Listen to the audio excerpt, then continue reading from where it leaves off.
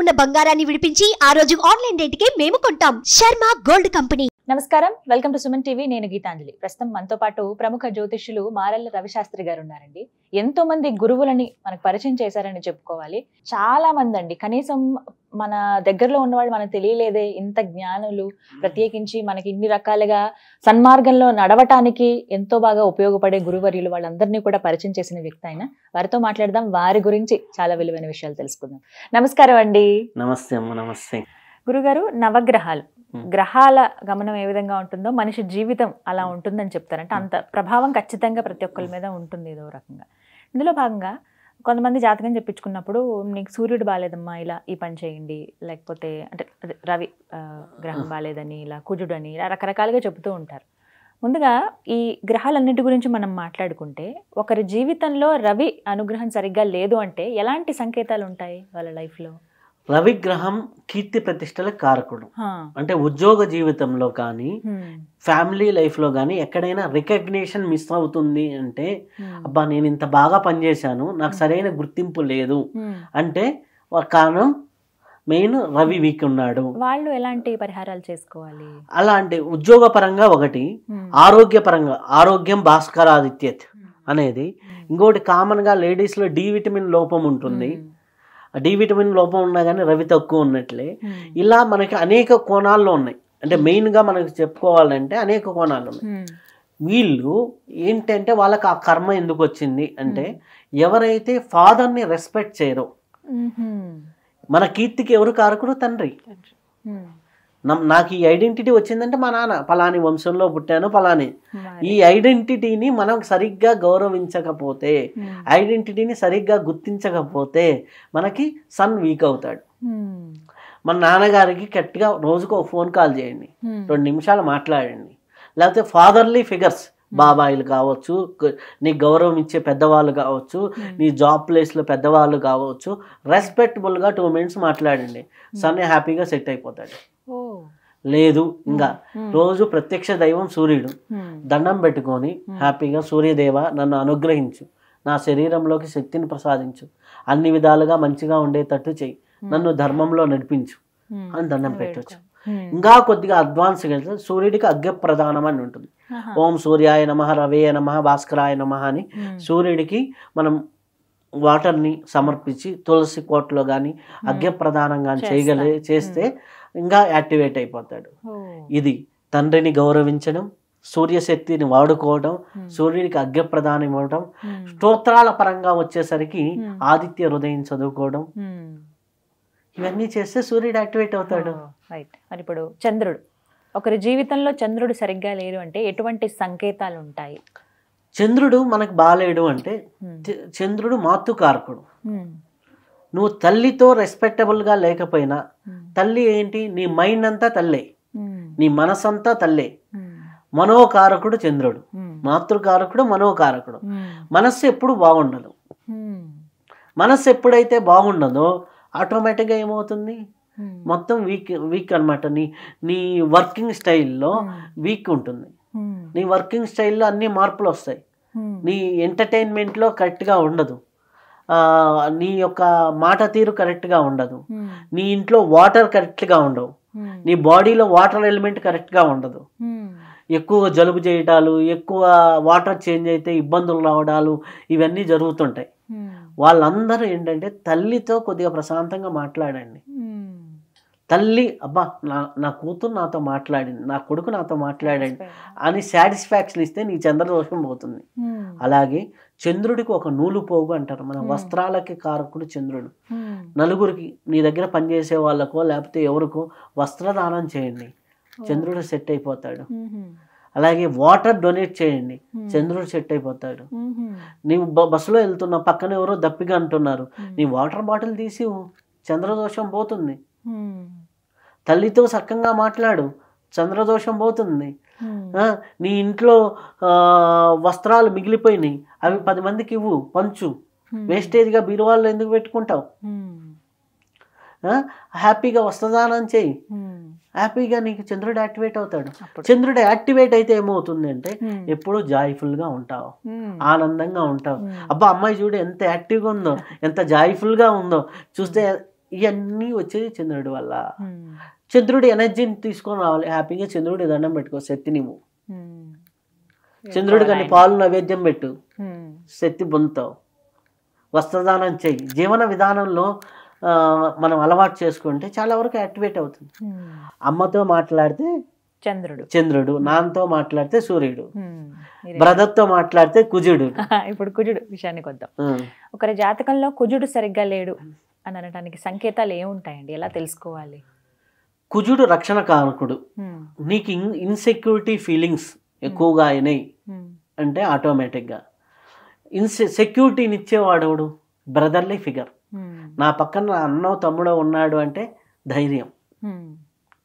So నువ్వు brotherly ఫిగర్తో హ్యాపీగా ఉన్నావు, బాగా మాట్లాడుతున్నావు, కమ్యూనికేషన్ చేస్తున్నావు. అన్నలు లేరు, అక్కలు లేరు, అన్నలు లేరు అనుకోండి, బ్రదర్ కాంబినేషన్, వాళ్ళతో వేరే వాళ్ళ బ్రదర్లీ ఫిగర్తో మాట్లాడటం అనమాట. లేదు, కుజుడు బాగాలేదు, ఎప్పుడెప్పుడు వైరాగ్యంకి వెళ్ళిపోదామా, ఎప్పుడెప్పుడు ఎక్కడ సన్యాసంలో కలిసిపోదామా, ఎప్పుడెప్పుడు అండ్ ఇవన్నీ థాట్స్ వస్తుంటాయి. బాధ్యత తీసుకోవాలి అనుకోకుండా బాధ్యతను ఎప్పుడు వదిలించుకోవాలని చూసేవాడు కుజుడు వీక్నెస్. బాధ్యతను ఎక్కువ మోసేవాడు కుజుడు బలంగా ఉన్నట్టు. ఈ కుజుడు బలంగా బాగా ఉంటే వాడిని సన్యాసులు అంటారు.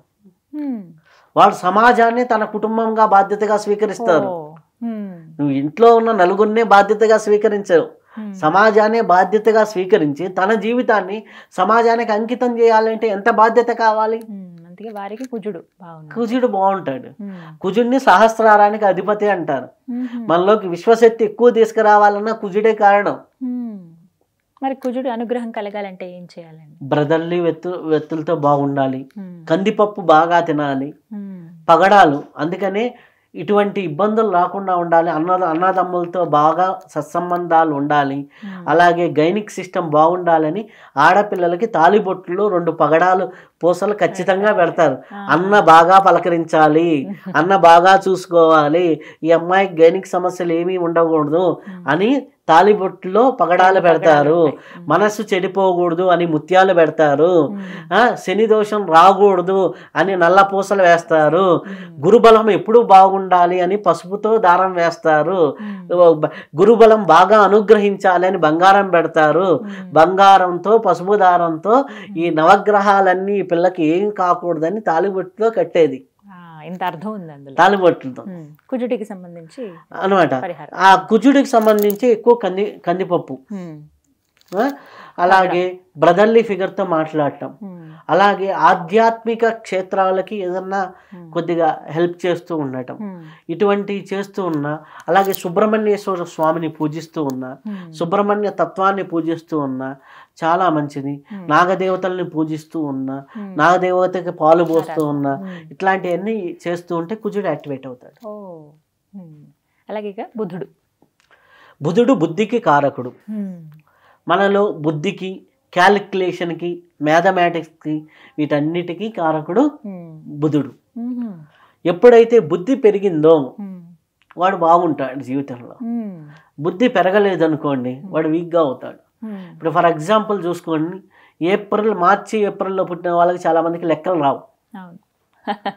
మార్చి ఏప్రిల్లో పుట్టిన వాళ్ళకి చాలా మందికి లెక్కలు అంటే చాలా కష్టంగా ఉంటుంది. ఎందుకంటే అప్పుడు బుధుడు మీనంలో ఉంటాడు. మీనంలో బుధుడు నీచస్థానం. ఆటోమేటిక్గా వాడికి మ్యాథమెటిక్స్ అంటే కొద్దిగా కష్టంగా ఉంటుంది. అట్లా ఉన్న పరిస్థితుల్లో వాడికి యాక్టివేట్ ఏం చేసుకోవాలి? బుద్ధి పెరగాలి. గాయత్రి మంత్రం, బుద్ధి ప్రచోదనం, అలాగే పుస్తకాల డొనేషన్, ఎదుటి వాళ్ళ చదువుకి సహాయపడటం, ప్రాథమిక చదువుకి సహాయపడటం, అలాగే మనకి బుధుడికి సంబంధించి విష్ణుమూర్తిని ఆరాధన చేయడం, విష్ణు సహస్రనామాలు చదువుకోవడం, ఇలా చేస్తూ ఉంటే ఆటోమేటిక్గా బుధుడు యాక్టివేట్ అవుతాడు. పెసరపప్పు ఉంటుంది, మూందాలు బాగా పెడితే లెక్కలు వస్తాయి. మూందాలు మనకి ఉంది కదా వడపప్పు రూపంలోనో. అందుకనే మనకు గుళ్ళల్లో ప్రసాదం కింద ఎందుకు వడపప్పే పెట్టారు? బుద్ధి పెరగడం కోసం. కారణం అది. బుద్ధి పెరగడం కోసం ఉంది. ఆ బుద్ధి బాగా పెరుగుతుంది పెసరపప్పు వల్ల. ఒళ్ళు చలవ చేస్తుంది. బుద్ధుడు బాగాలేకపోతే వాళ్ళు హీట్ బాడీ ఉంటుంది, వాడు పట్టుకోగానే వాళ్ళు హీట్ ఎక్కువ ఉందంటే ఆటోమేటిక్గా వాడికి బుద్ధుడు వీక్ ఉన్నాడని మనం చెప్పొచ్చు. షేక్ హ్యాండ్ ఇచ్చే దాంట్లో పట్టుకోవచ్చు. మనం షేక్ హ్యాండ్ ఇచ్చినప్పుడు అనుకో వాళ్ళు బాగా వేడిగా ఉందనుకో, అమ్మ నువ్వు మార్చి ఏప్రిల్లో పుట్టావా అంటా నేను. అవునా? అర్థమైందా? అవునండి మీకు ఎలా తెలుసా అంటాను. ఎలా తెలుసండి మీకు అంటారు. అనగానే మాట్లాడేటప్పుడు సపోజ్ ఏదన్నా పాయింట్ వచ్చింది అనుకోండి, ఓహో నువ్వు పలానా సంవత్సరంలో పుట్టావు కదా, ఎలా తెలుసు అంటే ఇవి మనకి గురువుని బట్టి సంవత్సరం ఏందో ఫైండ్ అవుట్ చేయొచ్చు. ఇలా బుధుడి అనుగ్రహం బట్టి, బుధుడి అనుగ్రహం వల్ల మనకి ఎడ్యుకేషను బుద్ధి ఇవన్నీ బాగుంటాయి. అవన్నీ మెరుగుపడాలంటే పెసరపప్పు, విష్ణుమూర్తి, అలాగే విష్ణుమూర్తికి సంబంధించిన స్తోత్రాలు అవి పారాయణ చేసుకోవడం, ఎడ్యుకేషన్లో హెల్ప్ చేయడం వల్ల బుధుడు సెట్ అవుతాడు. గురుడి అనుగ్రహం కావాలంటే ఏం చేయాలి అంటే, కొంతమంది జాతకంలో గురువు సరిగ్గా లేరు అని అంటారు. ముందుగా గురువు అనుగ్రహం సరిగ్గా లేని వాళ్ళకి ఎలాంటి ప్రభావాలు ఉంటాయి వాళ్ళ పైన? అంటే గురువు అంటే మనకి ఫైనాన్షియల్గా అధిపతి, స్థిరచరాస్తులు ఏర్పరచుకోవడానికి డిలే అవుతుంది స్థిరచరాస్తులు.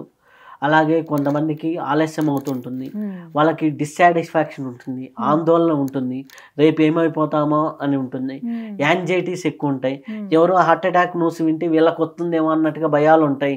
ఎవరో సూసైడ్ ఉంటే గురుబలం లేకపోతే నేను సూసైడ్ చేసుకుంటానేమో. ఈ యాంగ్జైటీస్ ఇవన్నీ వచ్చేది గురువు వల్లే, వీక్గా అవటం వల్ల. అలాగే గురువు 2009లో పుట్టిన వాళ్ళకి యాంగ్జైటీస్ ఎక్కువ ఉంటాయి. ఎందుకు? గురువు వీక్. 85లో పుట్టిన వాళ్ళకి యాంగ్జైటీస్ ఉంటాయి. ప్రతి 12 yearsకి గురువు 1 year వీక్గా ఉంటాడు. 97లో పుట్టిన వాళ్ళకి ఉంటాయి. అర్థమైందా? వాళ్ళు వీక్గా ఉన్నారనుకోండి, నేను ఎట్లా ఇయర్ కూడా కనిపెట్టవచ్చు ఇప్పుడు మీకు చెప్పాను సైన్స్.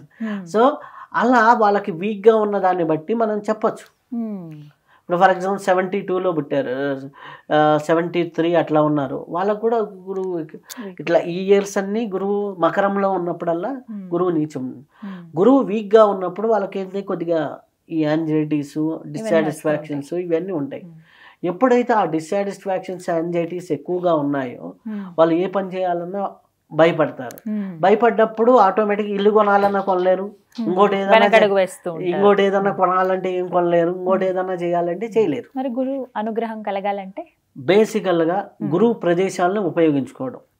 అంటే ఇప్పుడు దత్త ప్రదేశాలన్నింటిలో నిద్ర చేయడం, దత్తాత్రేయుల చరిత్ర పారాయణ చేయడం, దక్షిణామూర్తి తత్వాన్ని అర్థం చేసుకోవడం, అరుణాచలంలో నిద్ర చేయడం, అరుణాచల దర్శనం, అలాగే దక్షిణామూర్తి స్తోత్రాన్ని నిత్య పారాయణగా పెట్టుకోవడం, అలాగే గురు మంత్రాన్ని చేసుకోవడం, అలాగే గురువుల దగ్గరికి వెళ్ళి ఆధ్యాత్మిక సేవ చేసుకోవడం, గురువుల జ్ఞానాన్ని 10 మందికి పంచడం.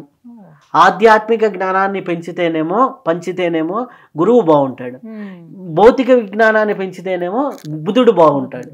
కాబట్టి అట్లా షేర్ చేసుకోవడం ఇట్లా బాగుంటుంది. నాకు ఒక ప్రాక్టికల్ ఎగ్జాంపుల్, ఒకరు నా ఇంటర్వ్యూస్ని, ఆమె గురువు బాగాలేడు, నా ఇంటర్వ్యూస్ని వాట్సాప్లో గ్రూపులు చేసి షేర్ చేయటం మొదలుపెట్టింది. అంత ముందర ఆమెకి ఆందోళన, యాంగ్జైటీస్ ఇవన్నీ ఉండేవి. పిల్లలు ఎక్కడో అమెరికాలో ఉన్నారు, ఆమె ఒక్కటే ఉంటుంది, భర్త లేడు, ఇవన్నీ ఉంటుంది, పని వాళ్ళ ఇంట్లో ఉన్నా కానీ ఎప్పుడైతే వాట్సాప్ గ్రూపుల్లో ఇవి షేర్ చేయడం వల్ల ఏమైపోయింది, అందరికీ ఆధ్యాత్మిక జ్ఞానం పంచుతూ ఉంది కదా, పంచడం వల్ల గురువు స్లోగా యాక్టివేట్ అయిపోయి ఇప్పుడు ఆవిడ 200 మందికి 300 మందికి చిన్న మాతాజీ అయిపోయింది. అంటే ఎట్లా అంటే క్లాసులు చెప్పడం, ఈ వినటం, వాళ్ళకి చెప్పడం. ఇప్పుడు ఏమైపోయింది, వాళ్ళ పిల్లలే మా అమ్మ ఎప్పుడు ఫోన్ చేస్తుందా అని ఎదురు చూసే పరిస్థితి వచ్చింది. ఏమైంది, చిన్న కొడుకు ఎప్పుడు చేస్తాడు, నా దగ్గరికి ఈ కంప్లైంట్ వచ్చింది, చిన్న కొడుకు ఎప్పుడు చేస్తాడు, పెద్ద కొడుకు ఎప్పుడు చేస్తాడు, కూతురేమో స్విట్జర్లాండ్లో ఉంది, వీళ్ళు ఎప్పుడు ఫోన్ చేస్తారని ఫోన్ చూసుకుంటూ బతకడం అనమాట. ఆమె 55-56 ఏజ్ అనమాట. ఇప్పుడు 2 yearsలో ఆమె చేంజ్ అయింది అంటే ఈ ఇంటర్వ్యూలు అందరికి పంపించడం వల్ల వాళ్ళు ఎవరో ఒకరు రియాక్ట్ అవుతారు కదా, అక్క ఈ ఇంటర్వ్యూలో ఈ పాయింట్ బాగుంది, ఆ పాయింట్ తర్వాత ఈ పాయింట్ కూడా వచ్చిందే చూసావా అని మాట్లాడుతుంది. ఇటువంటి కాల్స్ ఎక్కువైపోతే ఏముంది, ఆటోమేటిక్గా అప్పుడు ఇంటికి వచ్చే వాళ్ళు ఎవరు లేరు. ఇప్పుడు ఏమైపోయింది, ఆమెకి నలుగురు రావటం, అక్కయ్య దగ్గరికి వెళ్ళి టైం పాస్ చేసి వద్దామనే వాళ్ళు, కొద్దిగా చేస్తే ఏదో మంచి విషయాలు చెబుతుందనే వాళ్ళు, ఇట్లాంటి వాళ్ళు తోడైపోయి ఆమె దగ్గర తెలియకుండానే ఒక రోజుకు ఒక 10-15 మంది వచ్చి కలిసిపోవడం, ఇట్లాంటి వాళ్ళు అయిపోతుంది. అనుగ్రహం పెంచుకోవడానికి ఇది మార్గం. ఇక శుక్రగ్రహం ఒకరి జాతకంలో సరిగ్గా లేదు అని అంటే గనక ఎటువంటి ప్రభావాలు ఉంటాయండి? శుక్రుడు అంటే బ్యూటీకి అధిపతి, సింపుల్ బ్యూటీ, అలాగే ఎంటర్టైన్మెంట్, ఎంజాయ్మెంట్, సుఖ సౌఖ్యాలకు అధిపతి. శుక్రుడు లేకపోతే వీటిలో మైనస్ వస్తుంది. భర్తతో సరిగ్గా ఉండలేరు, భర్తతో సౌఖ్యము సుఖం పొందలేరు, ఎంజాయ్మెంట్ ఉండదు, ఏదన్నా ఒక ట్రిప్ వెళ్ళాలనేసరికి అప్పటికే ఏదో పని వస్తుంది, అలాగే ఒక ఎంటర్టైన్మెంట్ ప్రోగ్రామ్కి వెళ్ళాలన్నా అప్పుడు ఏదో ఒక పని వస్తుంది. ఇటువంటి చికాకులు ఎక్కువ ఉంటాయి. ఓకే, ఫర్ ఎగ్జాంపుల్ మనం ఎంటర్టైన్మెంట్ వరల్డ్లో ఉన్నాం, మనకి శుక్రుడు బాగుంటాడు జాతకంలో, ఆబ్వియస్గా శుక్రుడు బాగుంటాడు. ఆ శుక్రుడు బాగుంటేనే జాతకంలో ఇట్లా అంటే శుక్రుడు బాగుంటే ఏం చేస్తారంటే పని చేసేది ఒకటే, దాన్ని రిఫ్లెక్షన్ 100 times 200 times తీసుకెళ్తాను. ఇప్పుడు ఈ సబ్జెక్ట్ ఇక్కడ చెప్తున్నా, రికార్డు అయింది, కొన్ని వేల మందికి లక్షల మందికి వెళ్ళిపోతుంది. నేను చేసింది ఒకేసారి పని. ఏ సినిమా హీరో అయినా శుక్రుడు బాగున్నప్పుడు ఆటోమేటిక్ చేసింది ఒకే యాక్షన్ ఇంటర్నేషనల్ గా స్ప్రెడ్ అవుతుంది. వాళ్ళందరూ రెస్పెక్ట్ చేయడం వల్ల వాళ్ళకి ఇన్కమ్ వస్తుంది. శుక్రుడు మల్టిఫికేషన్, మన పని మల్టిపుల్ రిజల్ట్స్ లో రావాలంటే, మల్టిఫికేషన్ అయ్యి రావాలంటే శుక్రుడు కారణం. అది మనకు బాగుంటే చాలా ఆనందంగా ఉంటాం, సౌఖ్యంగా ఉంటాం, సుఖంగా ఉంటాం, ప్రశాంతంగా ఉంటాం. ఇటువంటి పరిహారాలు ఉంటాయి. పరిహారాలు చెల్లెలతో బాగుండు, చెల్లెలకి మంచి డ్రెస్సులు కొని, అది పూర్వజన్మలో ఎవరైతే ఆడవాళ్ళని ఏర్పించక తింటారో వాడికి ఈ జన్మలో శుక్రుడు బాగుంటాడు. Simple logic. అవునా? ఓకే, ఆ శుక్రుడు బాగుండాలి అంటే ఏంటంటే ఆడవాళ్ళకి మేలు చేయాలి. అందుకనే మన వాళ్ళు పూర్వకాలంలో శుక్రుడు బాగున్నాడా లేడా అని కాకుండా పేరంటాల పేర్లు పెట్టి ఆడవాళ్ళకి బొట్టు పెట్టడం, ఆడవాళ్ళకి గాజులు పంచడం, ఆడవాళ్ళకి బ్లౌజులు పెట్టడం, ఇంటికి వచ్చిన వాళ్ళకి జాకెట్ అన్నా పెట్టి పంపించమంటాం. ఇదంతా నీ ఇంట్లో సుఖము సౌఖ్యము పెరగడానికి చేసేటటువంటి ప్రాసెస్. రైట్. ఇక శని గ్రహం, శని సరిగ్గా లేరు అంటే అసలు జాతకంలో ఒక వ్యక్తికి ఎలాంటి ప్రభావాలు ఉంటాయి? ఎందుకంటే గ్రహాలన్నింటిలోనూ శని అని చెప్పగానే భయపడతారండి. ప్రభావం ఎలా ఉంటుంది అసలు? శని అంటే చాలా మంచోడమ్మా. అవునా? ఇంట్లో పని మనిషి లేకపోతే ఏంటి పరిస్థితి, ఇంట్లో సెక్యూరిటీ లేకపోతే పరిస్థితి ఏంటి, ఈ రెండు చూసేది శని. ఇంట్లో క్లీనింగ్ అండ్ గ్రీనింగ్,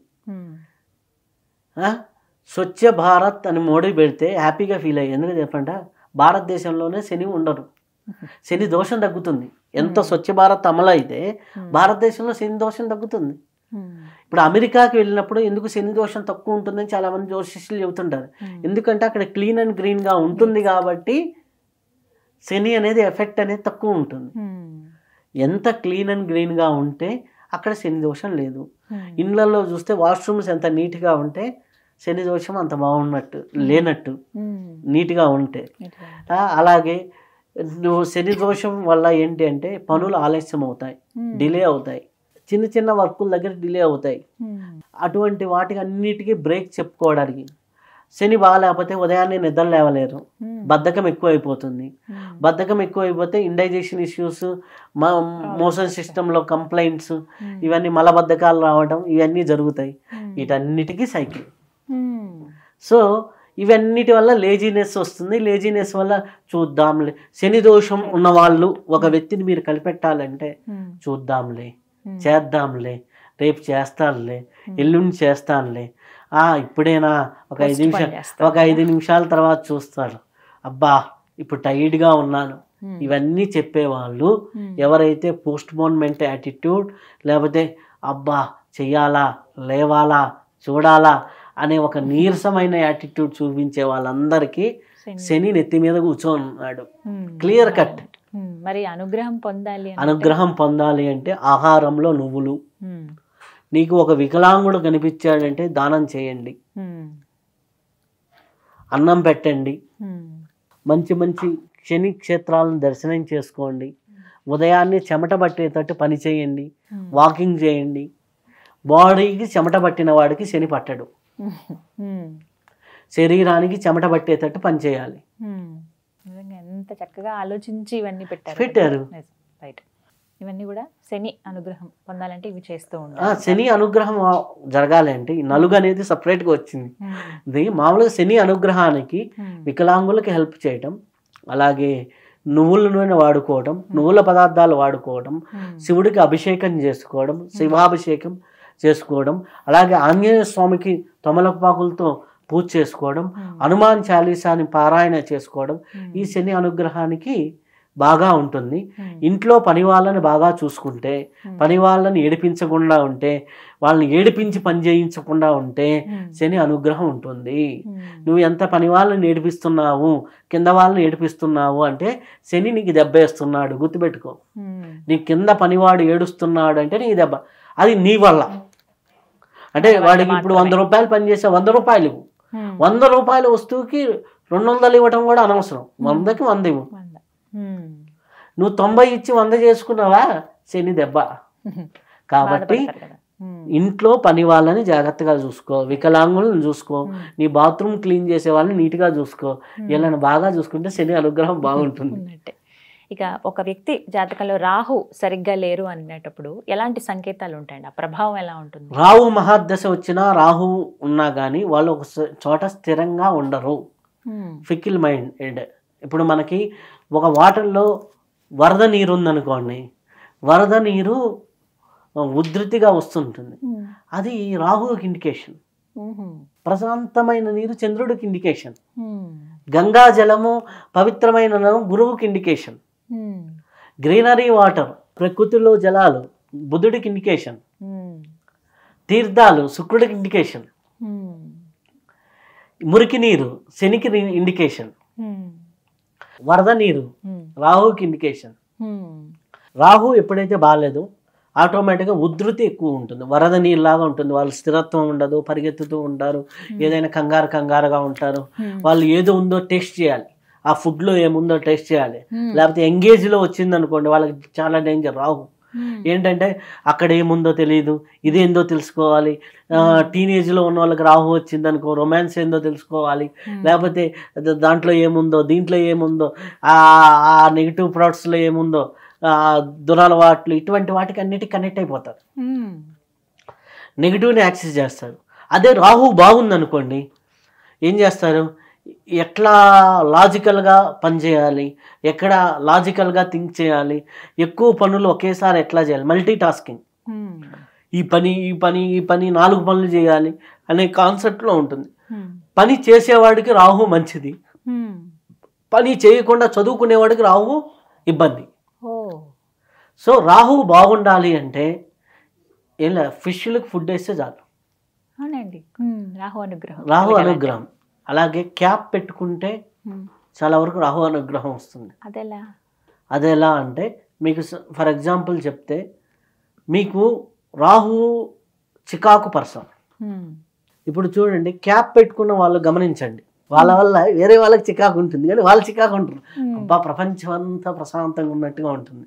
సో అది రాహు అన్నమాట. అంటే ఎందుకు అంటే ఆ ఎనర్జీస్ని బ్యాలెన్స్ చేస్తుంది, అంతే. That's it.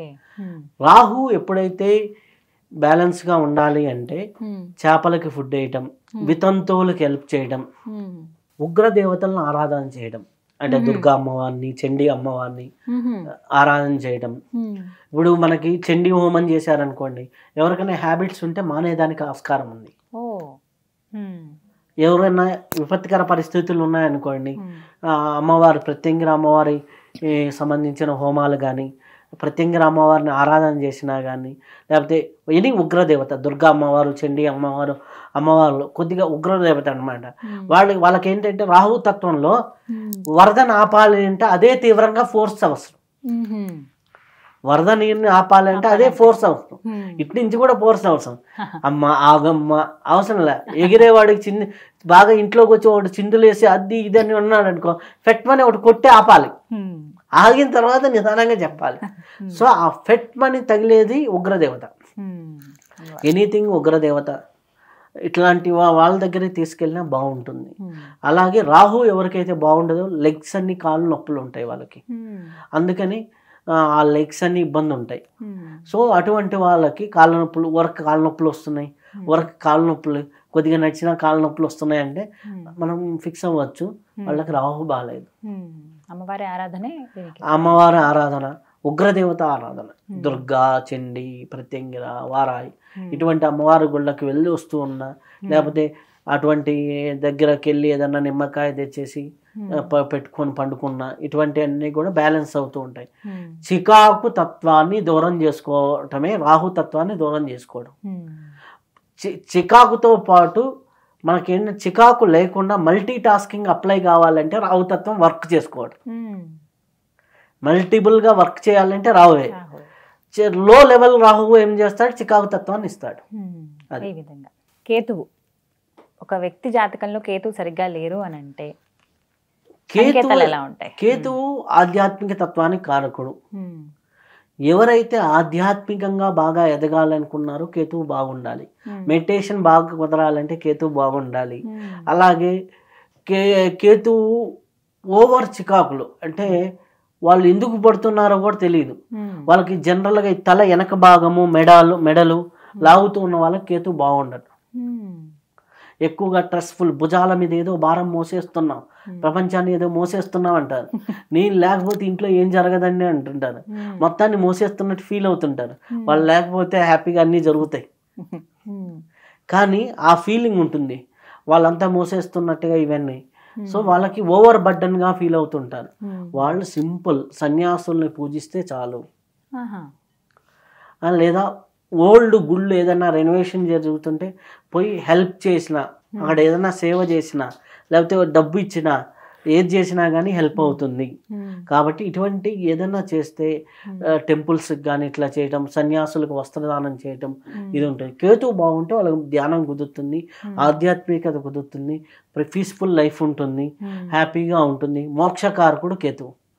మీకు సూర్యుడు ప్రకాశకారకుడు, చంద్రుడు మాతృకారకుడు అంటే సుఖంగా బతకడానికి, రక్షణగా బతకడానికి కుజుడు, క్యాలిక్యులేటెడ్ మైండ్ సెట్తో బతకడానికి బుధుడు, స్థిరచరాస్తులతో సౌఖ్యంగా మెంటల్గా ఆందోళన లేకుండా సంతృప్తిగా బతకడానికి గురువు, సౌఖ్యంగా సుఖంగా బతకడానికి శుక్రుడు, అలాగే సేవకులతో హ్యాపీగా ఉండడానికి శని, నువ్వు ఒకేసారి 4 పనులు చేయడానికి రాహు. ఇవన్నీ చేస్తూ ఇవన్నీ నాది కాదు, నాది కాదు, ఇదంతా భగవత్ ప్రసాదం అని వదిలేయడానికి కేతు. ఇన్ని రకాలుగా చూడాలి నవగ్రహాలు ఇవన్నమాట. ఇవన్నీ కూడా ఒక వ్యక్తి జాతకం లేకపోయినా, వాళ్ళు పుట్టిన తేదీ లేకపోయినా, ఇవి దీన్ని బట్టి గ్రహాలు ఎలా ఉన్నాయో చెప్పేయచ్చు. అంటే వాళ్ళ జీవితంలో అప్లై అవుతూ ఉంటాయి.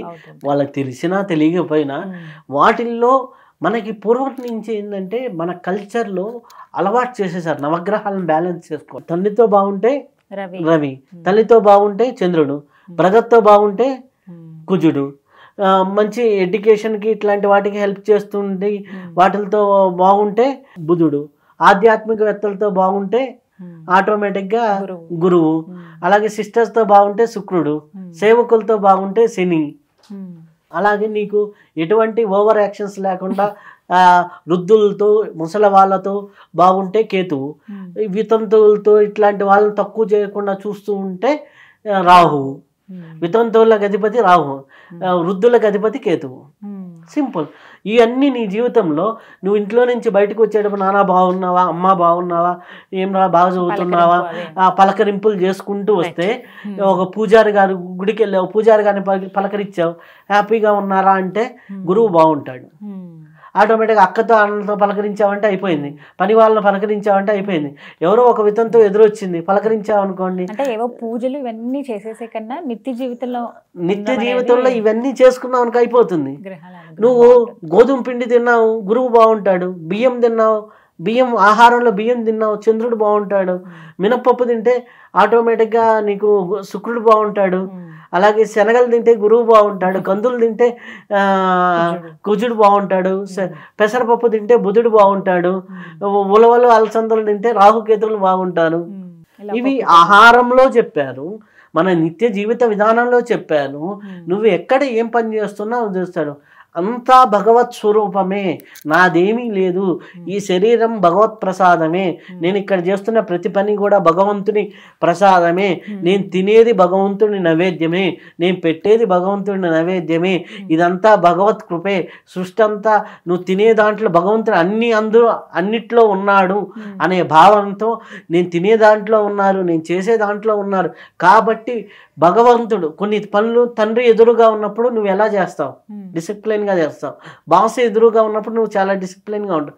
నిన్ను భగవంతుడు చూస్తున్నాడు అనేటప్పుడు నువ్వెంత డిసిప్లిన్గా బతకాలో అంత డిసిప్లిన్గా బతికితే అదే జీవితము. అలా జీవితాన్ని తరింపజేసుకోవడం కోసం వచ్చిందే మానవ జన్మ. ఈ యొక్క నవగ్రహాలు ఏదో పీడిచ్చేస్తాయి అని బాధపడుతూ కుంగిపోవడానికి కాదు, దీన్ని బ్యాలెన్స్ చేసుకొని ఎలా ఎదగడానికో చెప్పిన జీవిత విధానమే సనాతన ధర్మం.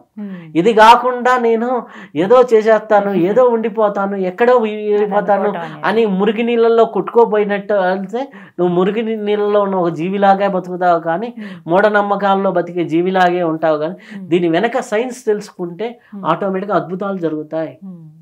ఒక అమ్మాయి జడ వేసుకుంటే జడ వదిలితే దాంట్లో ఎంతో సైన్స్ ఉంది. మన ఆరా టెక్నాలజీ అంతా దాంట్లో ఉంటుంది. ఇప్పటి వరకు అబ్యూజింగ్ జరిగిన అమ్మాయిలకి చాలా వరకు జడ వేసుకునే సందర్భాల్లోనే జరిగినాయి.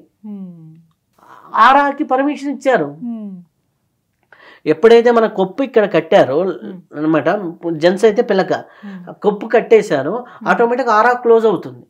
ఆరా క్లోజ్ అయినప్పుడు ఆటోమేటిక్ సింపుల్ టెక్నాలజీ, ఇది ప్రాక్టికల్గా చేసుకోండి. ఎవడుకోవాలి, జుట్టు విరబోసుకొని హ్యాపీగా ఒకే బజారు మీరు తిరిగి రండి, ఆ చివరికి వెళ్ళి రండి.